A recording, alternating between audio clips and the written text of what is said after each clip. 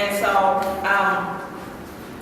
right now we're at a phase where we're trying to recruit mentors. The breakdown for the rites of passages, there are 3 groups with 5 girls, with roughly 3 to 5 girls in each group. They're broken up based on age, so it's the buds, the blooms, and the blossoms. And each group is called a crew, and they get to name their own crew, but they're going to experience a rites of passage based on where they are developmentally. The notion of the rites of passage really kind of came about because girls in America particularly do not have the rites of passage. So we don't have a societal uniform process that helps bring us into womanhood. A lot of times we associate it with like getting your period or starting puberty, but that's not psychologically developmental or socially developmental. That's, really kind of like your biology. And at this point, based on a lot of different circumstances, you can approach that early. So we wanted to create an intentional process for Black girls to go through with Black women that would help them learn and discover things about themselves to prepare them for this journey into womanhood. And so that's where the rites of passage really comes from, and the notion of the rites of passage. The vehicle we use is hip hop. So hip hop is, we look at it from a cultural perspective. Hip hop is what we use to engage them in culturally identifying themselves as Black. So there are aspects of Black identity that we use hip hop to kind of highlight, whether it's expression, whether it's community, whether it's activism, different things like that. And so what they ultimately produce through the rites of passage is an advocacy campaign based on what they now understand and know about themselves. So each group, based on what we've sort of kind of understood and researched to be a great developmental benchmark, we want them to understand something at the end of the process. So for the youngest girls, they work that whole process to understand at the end that I matter in this world, I am brilliant by design, and my ideas are unique and powerful. And so ultimately, they're going to work together that whole rites of passage time to produce some type of presentation. It could be a performance, it could be a video, it could be a montage, whatever it is, and they're going to present that to their family and friends. And ultimately, it reflects these ideas. The middle girls, the blooms, they create something that explains that they have understanding that they can determine what is healthy for my mind and spirit. They can shape the world they wish to live in, and they have no limits to the power of their voice. And so that campaign, they had an opportunity to present publicly. And once again, they can do anything they decide to do based on their talents, based on their interests, whatever. And then the oldest girls work to understand and present a campaign that speaks to I am responsible for my future, I'm responsible for the progression of my community, and I'm committed to my own growth. And so that's what they're going to produce, and they're going to do a public campaign that they will launch to go into the public, but they also have a community responsibility. So we're looking for that group, whatever campaign they produce, to really engage political members of the community, businesses in the community, other organizations within the community, as well as members of the community. And once again, whatever they develop is going to be up to them based on their talents and their creativity. Each girl in the oldest group has a level of independent research and studying she wants to do. What we want to promote through the habits and through the process of developing these campaigns is the value of learning. And that learning becomes this lifelong experience. And so that's where the scholarship part comes in, that they really become scholars of themselves. And so those are the projects. And so what we're looking for at this point are 3 different kinds of mentors. I should say 3 different kinds of volunteers to be mentors. One is we're looking for women to sign up to be kind of the family member. That family member would be like your oldest sister, or depending on their age, it may be a mama. But they're gonna be the one, oh my gosh, thank you so much. Is this mine? You want me to write on it real quick? Oh, you wrote me a picture. You drew a picture? Where? Oh, right here on the back. Thank you. And Elise is the first copy. Right. So the first is the crew leader. And the crew leader is like the family member. So the crew leader is going to be committed to sort of kind of managing the 5 girls, the crew, making sure everything is together, making sure, lunch is together, making sure they're, everything is kind of copacetic with them. And also, we'll get into the details. And then the crew leader will have 2 co-leaders, up to 2. They may just have 1.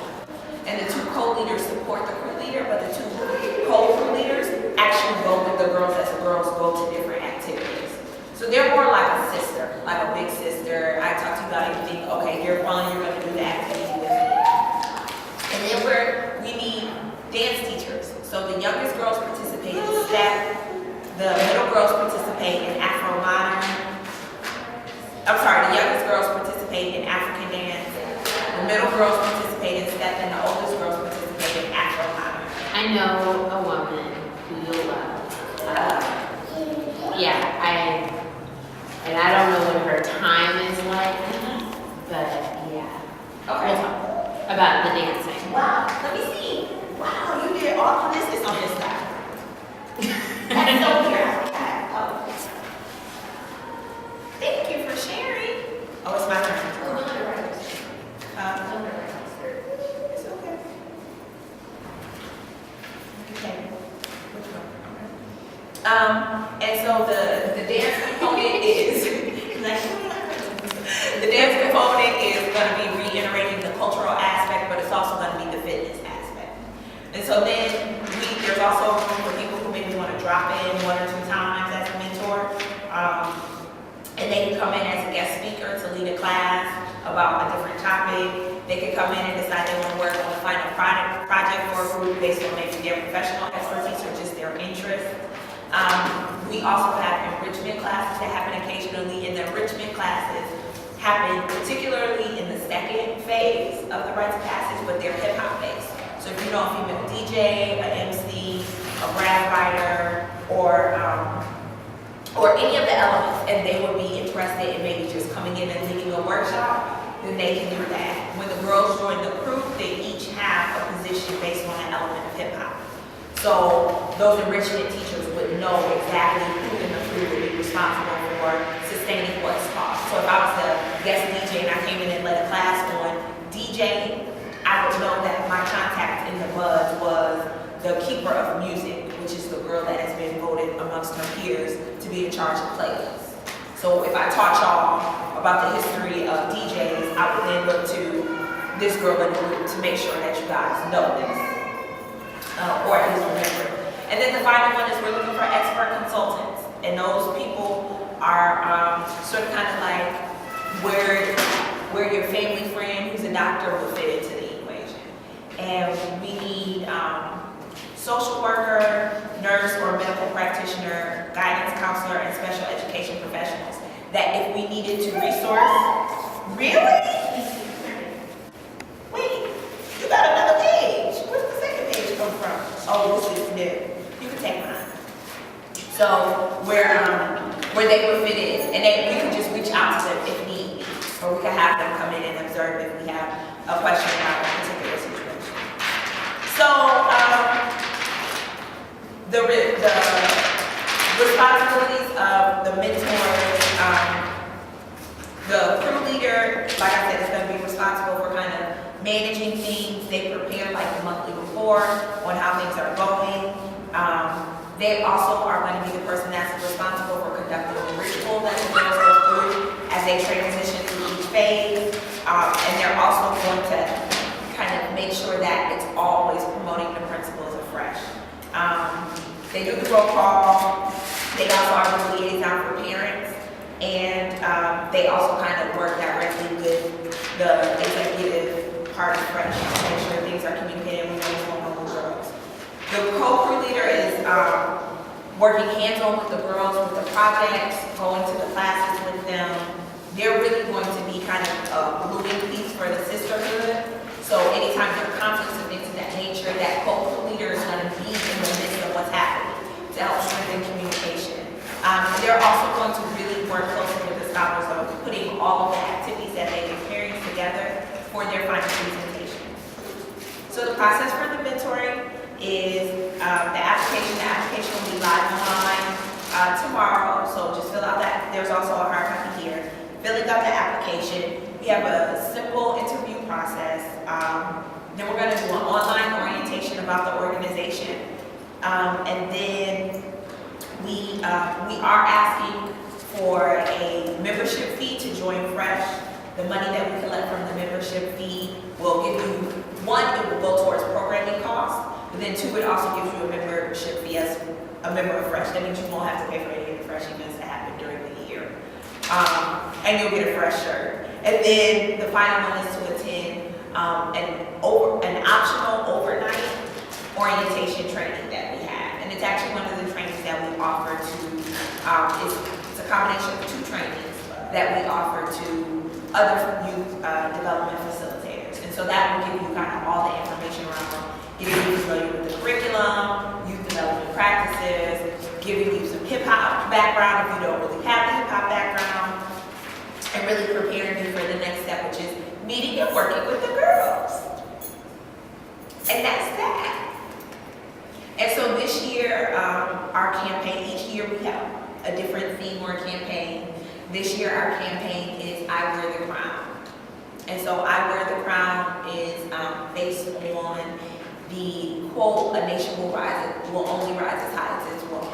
And so I Wear the Crown is kind of our intentional work to bring sisters to their highest level so that we can reflect all of the beauty I hope you are sharing with me.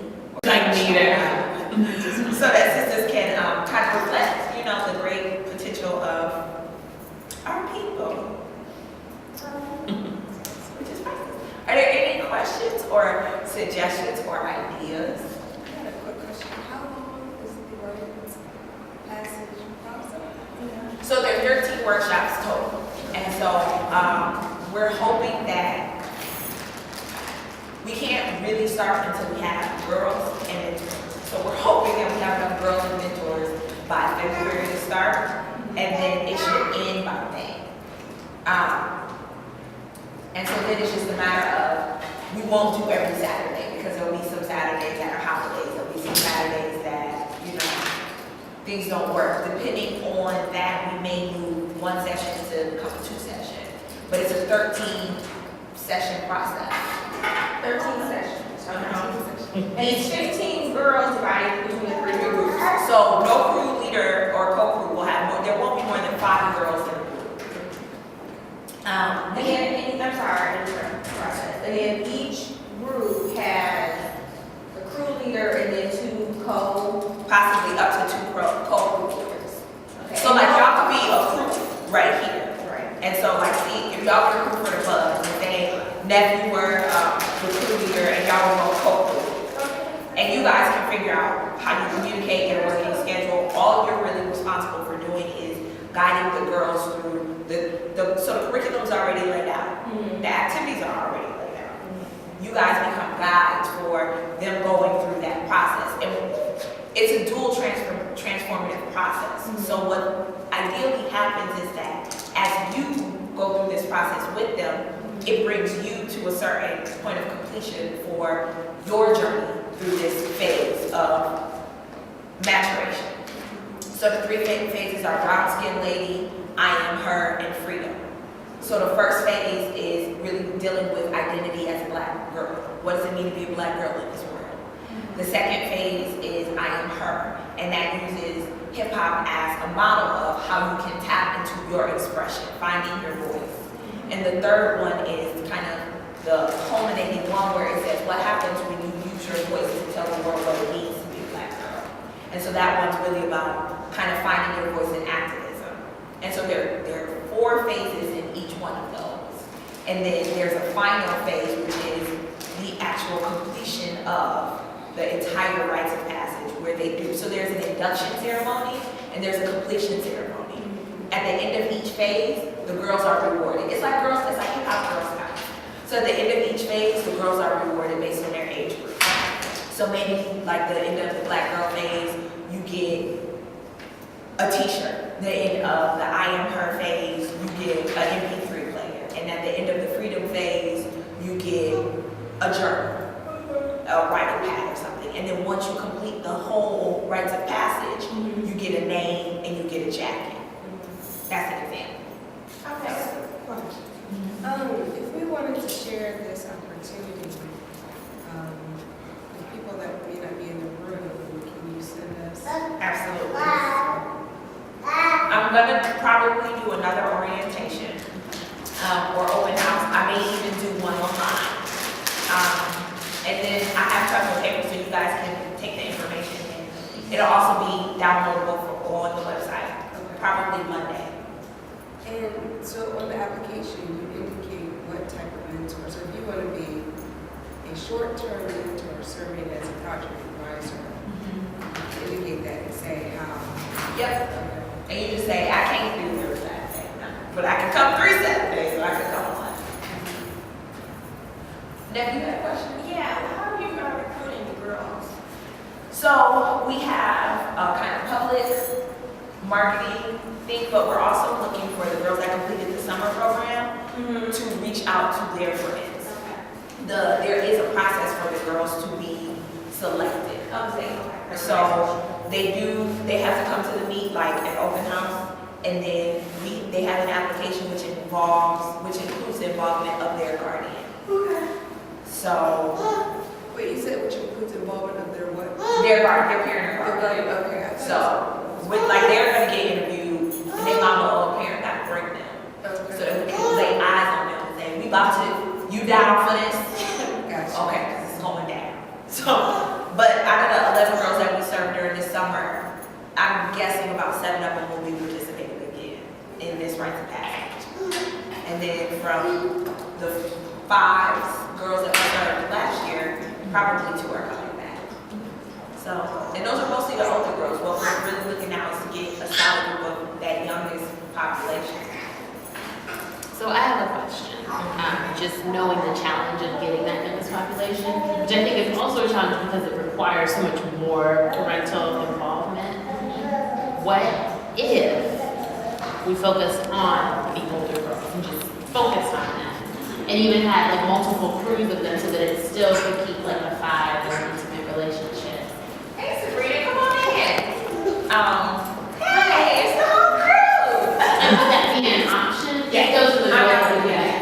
I'm absolutely not gonna do that.